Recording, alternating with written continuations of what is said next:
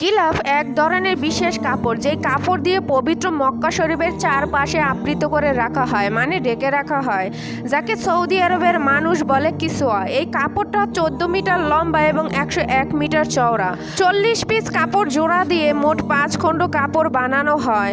4 খণ্ড কাপড় পবিত্র মক্কা শরীফের চারপাশে লাগানো হয় এবং 1 খণ্ড সেটা দিয়ে পবিত্র মক্কা শরীফের চারিপাশে জোড়া দেওয়া হয়। বাকিটুকু পবিত্র মক্কা শরীফের দরজার সামনে যে আলাদা যেটুকু আপনারা দেখতে পাচ্ছেন, এটাও এই কাপড়ের একটা অংশ। এই কাপড় তৈরি করতে 670 কেজি উন্নত মানের সিল্ক ব্যবহার করা হয়ে থাকে, মানে সুতা, এবং 120 কেজি স্বর্ণের সুতা এবং রূপার সুতা ব্যবহার করা হয়। এই পবিত্র কাবা শরীফের গ্লাভ তৈরি করতে সৌদি সরকার 17 থেকে 20 মিলিয়ন মার্কিন ডলার খরচা করে থাকে। পবিত্র মক্কা শরীফের গ্লাভ 28 ক্যারেটের সোনার সুতা দিয়ে তৈরি, এমনকি তারা তাদের নিজেদের হাতে নিখুঁতভাবে তৈরি করে।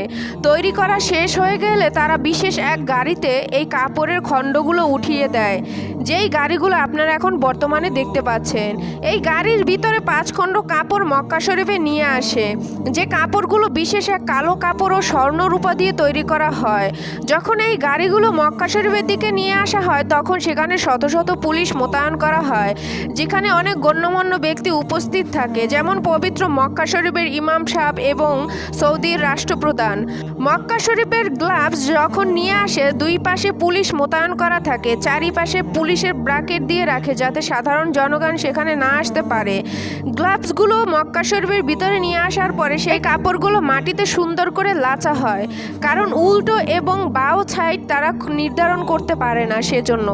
তারপরে যখন উল্টো এবং বাও সাইড নির্ধারণ করা হয়, তারপরে সাদা এক ধরনের দড়ি আছে, সেই দড়ি দিয়ে গ্লাভসগুলো মক্কা শরীফের উপরে উঠানো হয়।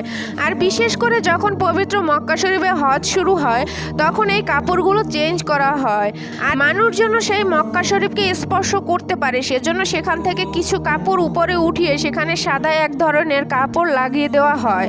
এটা হচ্ছে সৌদি আরবের একটা ঐতিহ্য। পবিত্র মক্কা শরীফ নিয়ে বিভিন্ন ধরনের রহস্যময় কথা এখনো হাজারো মানুষের অজানা, সেটা হয়তো বা আমরা অনেকেই জানি না। তো আশা করি বন্ধুরা ভিডিওটা ভালো লেগেছে। যদি ভিডিওটা ভালো লেগে থাকে তাহলে শেয়ার করে অন্যকে দেখার সুযোগ করে দিবেন। ধন্যবাদ সবাইকে এতক্ষণ সাথে থাকার জন্য।